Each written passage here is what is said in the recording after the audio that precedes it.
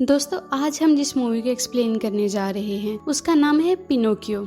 इसमें एक बोलने वाले लकड़ी के पपेट को दिखाया गया है जो बिल्कुल इंसानों की तरह बोलता है और चलता है। मूवी की शुरुआत एक गरीब कारपेंटर से होती है जिसका नाम जुपिटो है। जुपिटो एक दिन काम की तलाश में एक होटल में घुस जाता है और उस होटल के दरवाजे को जोर जोर से हिलाता है और कहता है कि ये दरवाजा खराब हो गया है, मैं इसे ठीक कर दूंगा।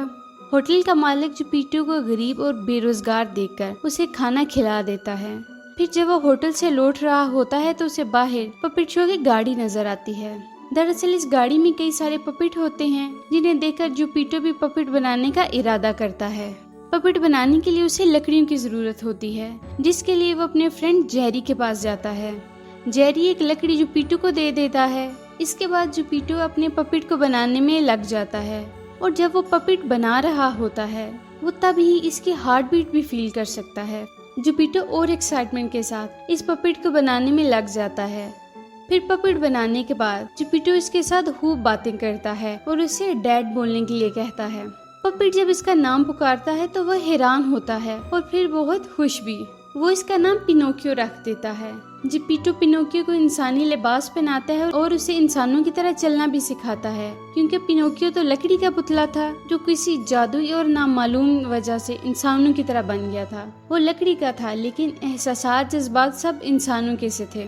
अब वो बिल्कुल एक लकड़ी का इंसानी बच्चा था। जब जुपिटो उसे ये सिखा रहा होता है तो तभी पिनोकियो वहाँ से भाग जाता है और तेजी से दौड़ने लगता है और जुपिटो भी इसका पीछा करता है, लेकिन पिनोकियो दूर चला जाता है और जुपिटो उसे नहीं ढूंढ पाता। वो वापस घर आ जाता है और फायरवुड के पास बैठ जाता है और वहीं सो जाता है। जब उसको पता चलता है तब तक उसके पाँव जो लकड़ी के होते हैं जल चुके होते हैं। पिनोकियो के जले पाँव देखकर जुपिटो काफी घबरा जाता है और वो फिर से पिनोकियो के नए पाँव बना देता है। अपने नए पाँव देखकर पिनोकियो काफी खुश होता है। अगले दिन जुपिटो सोचता है कि पिनोकियो को भी बाकी बच्चों की तरह स्कूल जाना चाहिए, तो वो उसके लिए बुक्स और ड्रेस लेने के लिए मार्केट जाता है, लेकिन पैसे ना होने की वजह से वो अपना कोट देकर एक बुक खरीद लेता है। फिर बुक खरीदने के बाद वो पिनोकियो को स्कूल छोड़ने जाता है। रास्ते में पिनोकियो को एक पपेट शो दिखाई देता है, जिसे देखकर वो जुपिटो से इसके बारे में पूछता है। जुपिटो इसे पपेट शो के बारे में बताता है और कहता है कि वहाँ तुम्हारे जैसे और भी बच्चे हैं, मगर तुम इन सब से अलग हो।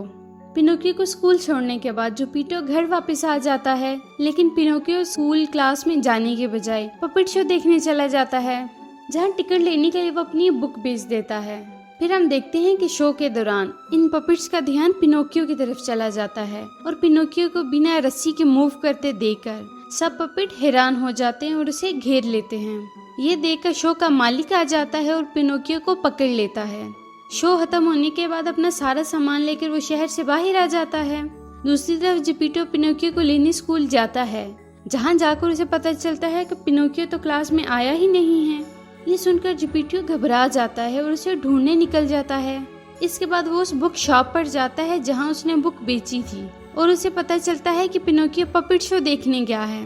उधर पपेट शो का मालिक खाना बनाने की तैयारी कर रहा है, जहाँ लकड़ियों की कमी के बायस वो पिनोकियो को जलाना चाहता है। जब वो उसे जलाने ही वाला होता है तो वो उसे बताता है कि मेरे डैड काफी गरीब हैं, मैं उनका इकलौता बेटा हूँ, इसलिए मुझे मत जलाइए। पिनोकियो की ये बातें सुनकर उसे उस पर रहम आ जाता है, तो वो पिनोकियो को छोड़कर दूसरे पपेट को जलाने लगता है।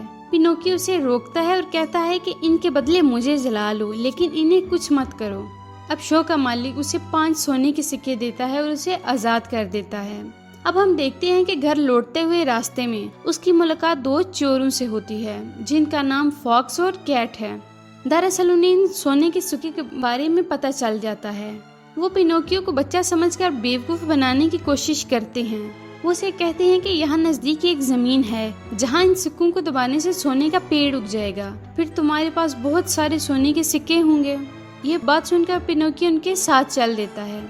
रास्ते में एक होटल में वो रुकते हैं और पिनोकियो के हच्चे से बहुत सारा खाना खाते हैं और वहीं सो जाते हैं।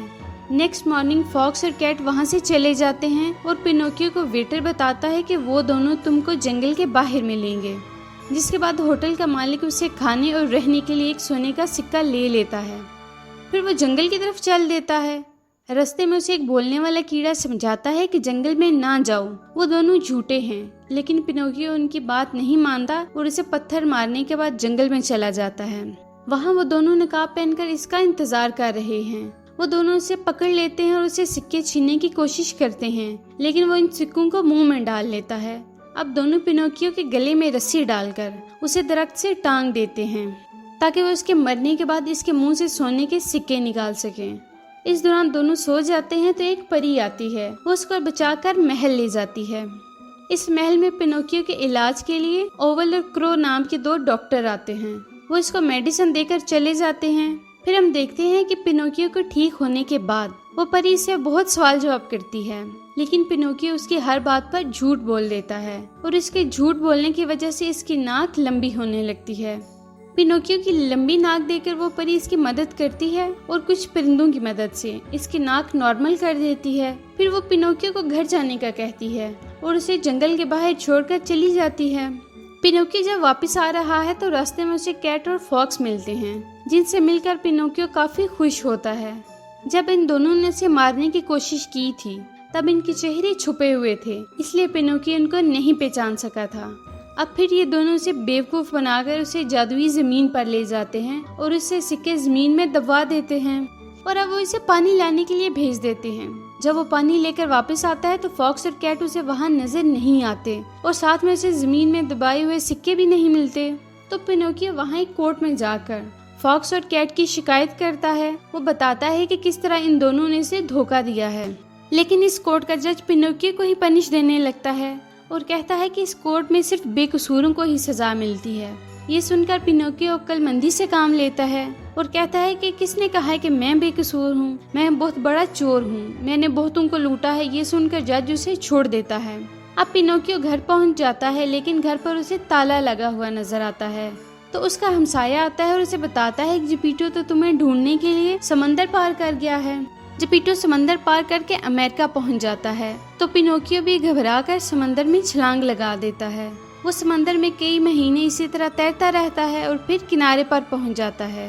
वहाँ वही परी आती है और उसे फिर से अपने महल में ले जाती है। होश में आने के बाद जब वो उस परी को देखता है तो काफी खुश हो जाता है। वो उसे कहता है कि मैं इंसान बनना चाहता हूँ, जिस पर वो उसे कहती है कि पहले तुम अच्छे गुड्डे बनो, फिर मैं तुम्हें इंसान बना दूंगी। फिर वो पिनोकियो को स्कूल भेज देती है, जहाँ पिनोकियो के एक अच्छा दोस्त भी बन जाता है जिसका नाम कैंडल वीक होता है। पिनोकियो अपने दोस्त के साथ काफी मजे करता है और साथ में मन लगाकर पढ़ाई भी करता है। ये देखकर वो परी काफी खुश होती है। वो उसे कहती है कि मैं कल तुम्हें इंसान बना दूंगी। मगर उसी दिन कैंडल वीक उसे एक जगह के बारे में बताता है जिसका नाम टॉयलैंड होता है। वो उसे बताता है कि वो जगह काफी खूबसूरत है। साथ में कैंडल वीक उसे बताता है कि वो कल ही उस जगह जा रहा है। ये सुनकर पिनोकियो का भी वहाँ जाने का दिल करता है, लेकिन वो कैंडल वीक के साथ वहाँ नहीं जा पाता क्योंकि पिनोकियो को उस परी के हाथों उस दिन इंसान बनना था। जब उसे बाय करने आता है तो उससे रहा नहीं जाता और वो उसके साथ टॉयलैंड की तरफ चल पड़ता है। टॉयलैंड पहुंचकर सब बच्चे बहुत मस्ती करने लगते हैं और काफी खुश हो जाते हैं। अगले दिन जब उठता है तो देखता है कि इसके कान डंकी की तरह काफी बड़े हो चुके होते हैं। ये देखकर पिनोकियो घबरा जाता है। अब वो देखता है कि कैंडल वीक के कान भी इसकी तरह काफी बड़े हो चुके हैं। ये देखकर वो दोनों घबरा जाते हैं। वो बातें कर रहे होते हैं तो उसी दौरान डोंकी में तब्दील हो जाते हैं। तो टॉयलैंड का मालिक इन दोनों को डोंकी की तरह बेच देता है। अब वो एक सर्कस में होते हैं और तमाशा कर रहे हैं। वहाँ वो परी भी होती है जिसे देखकर उसका ध्यान बढ़ जाता है और स्टेज पर गिर जाता है। तो सर्कस का मालिक उसे नकारा समझकर इसकी खाल निकालकर ड्रम बनाने का सोचता है और उसके पैरों पर भारी पत्थर बांधकर उसे समंदर में फेंक देता है। फिर परी इसकी मदद के लिए मछलियों का झुंड भेजती है जो इसके जिस्म से डोंकी की खाल उतार देते हैं। तो वो वापस लकड़ी का गुड्डा बन जाता है। वो समंदर में तैर रहा होता है तो एक बड़ी मछली वहाँ आती है और उसे निगल लेती है। मछली के पेट में जाते ही उसकी मुलाकात टूना फिश से होती है, जिससे कि उसे पता चलता है कि उसके डैड भी इसी मछली के पेट में हैं, जिनसे मिलकर पिनोकियो काफी खुश होता है। अब ये तीनों इस मछली के पेट से बाहर निकल आते हैं। टूना पिनोकियो और उसके डैड को किनारे तक पहुंचा देती है। किनारे पर उन्हें एक घर भी मिल जाता है। अब हम देखते हैं कि जिपीटो काफी कमजोर हो चुका है तो पिनोकियो एक चरवाहे के यहाँ काम करने लगता है। पिनोकियो को काम करता देखकर वो परी काफी खुश हो जाती है और उसे एक इंसान बना देती है और इसके साथ ही ये मूवी खत्म हो जाती है। तो दोस्तों कैसी लगी आपको हमारी आज की वीडियो? अगर आपको हमारी वीडियो अच्छी लगी तो हमारी वीडियो को लाइक करें, शेयर करें, हमारे चैनल को सब्सक्राइब करें ताकि इस तरह के इंटरेस्टिंग वीडियोस आपको मिलती रहें।